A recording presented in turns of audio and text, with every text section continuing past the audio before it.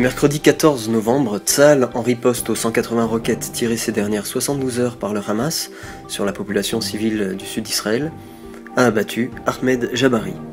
Ahmed Jabari est le chef d'état-major du Hamas, responsable de nombreux attentats. La couverture de l'événement est assurée par les caméramans du Hamas. À cette occasion, on assiste en direct à la mise en scène coutumière de la propagande palestinienne. Regardez plutôt. Ces images sont diffusées par la BBC, une chaîne de télévision anglaise.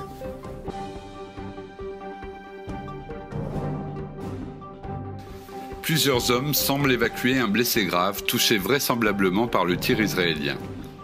N'oubliez pas ce visage et ses vêtements, car nous allons retrouver ce blessé un peu plus tard.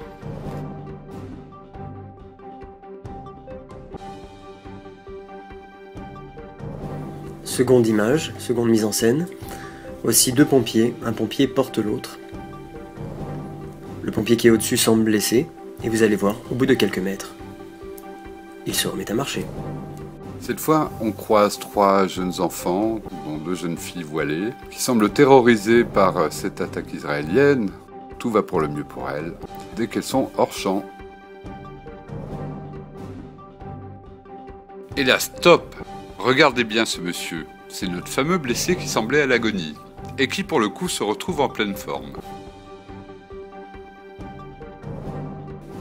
Et là encore, une mère et 2 enfants, au visage terrorisé, semblent en très bonne santé. C'est ainsi que le Hamas manipule l'information qui nous est destinée à nous, Européens.